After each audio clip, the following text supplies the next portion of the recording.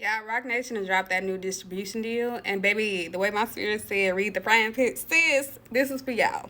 So they out here telling artists that you stay independent, you keep your masters, we just assist you with distribution. But would you look at Jay-Z saving the streets again? Yeah, no. Let me break this down for y'all. And when they say you own your masters, that does not mean that you are in control of your masters.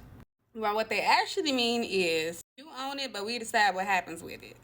So basically, they control distribution rights. They control DSP delivery, Apple, Spotify, Amazon Tidal. They control release dates. They control marketing rollout. You must use their backend system, and you cannot take your masters anywhere else during the time. For an example, you can't drop a surprise EP on a Friday. They can push it back to however long they want to, 36 weeks. So basically, they had the keys to everything: the security cameras, the Wi-Fi, and the spare key. Now let's get into the marketing support. They'll offer you things such as TikTok's influencer packages, playlist pitching, radio promo, visual content budget, PR, editorial submission, but all of this is recoupable, meaning that you owe them before you see a dime. Kind of like a 360 deal. I mean, anything that they give you, like $15K for a TikTok video, $8K for playlisting, $5K for, or $10K for PR, you owe them all of that back. And so your streams basically must pay all of that back before you see a dime. And most people only make like $3,000 off a stream. So if you are a new artist and you're just coming out into the game, you're not going to be able to recoup that anytime soon. And trust me, they will offer you just the right amount to the point where it's going to take you some time to pay them back before you see a dime. So they're going to be eating off you for a minute. Let's get into the hidden fees. They have something called an admin fee, which is 5 to 15%, a DSP delivery fee, a content ID fee, YouTube monetization split, foreign royalty processing fee, sync placement fee. They take a percentage, even if you negotiated it. They have a video distribution fee, Vivo, Apple Music, videos, etc. Third-party marketing charges, late delivery penalties. Most artists do not notice this until their royalties comes, and they're like, what am I gonna do? What am I gonna do with $40? What am I do with $40? A lot of artists think that they can try this out and be one and done. No.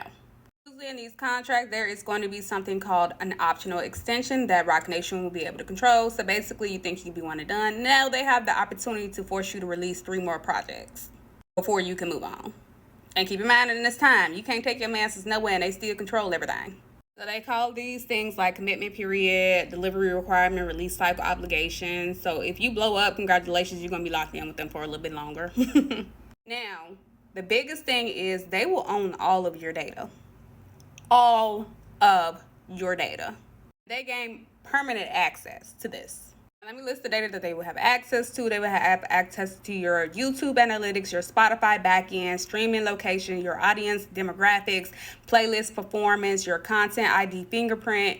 Even after you leave, they can still have access to this. They can still use your data to build future marketing, predict hit patterns, guide other artists with your analytics, and they can also restructure deals based on your trends. Your entire fan base become a case study for them. And that's kind of what Nicki Minaj is talking about, what happened with her entitled. But we ain't going to get into that. Back to the point. They can also bind you to partnership deals without telling you the whole amount that you're going to get paid out. So some clauses will allow them to include your music in brand bundles, push your songs into compilations, negotiate syncs on your behalf, include your music in influencer campaigns, use your likeness for promotional material. So basically, if a brand is paying $50K for your likeness or your music and things of that nature, you can only see like $20K because there is a clause that they can take like 20 to 60%. You be thinking you eating when they already ate. And again, keep in mind that they can do this behind your back without your permission because you gave them that right. Now, the revenue is never going to be 100% yours. A lot of artists think that they're only going to take a cut from streaming. Their cut will also come from things like Spotify, Apple Music, Amazon, Tidal, YouTube, TikTok, Facebook Rights Manager, Instagram Reels, Vivo, Shazam, sync deals, publishing admin if you sign up for it, neighboring rights. Basically, Rock Nation will get paid off every part of your music that touches the internet. This is why they pushing the independent but with support. Because on the back end, it's actually crazy profitable for them. Here are some other sneaky things that they will have included. The first refusal. So basically, if you get an opportunity from another company, Rock Nation has the right to try to match it to keep you to stay. They also have something called cross-collateralization. So if the song that you agree for them to distribute does not actually recoup what you owe them, they have the right to take your funds from whatever other songs you put out. All your music will be paying for one day. Also have something called a marketing approval clause. So basically, if you want to run your own TikTok, your own marketing, post your own ads, they can reject all of that.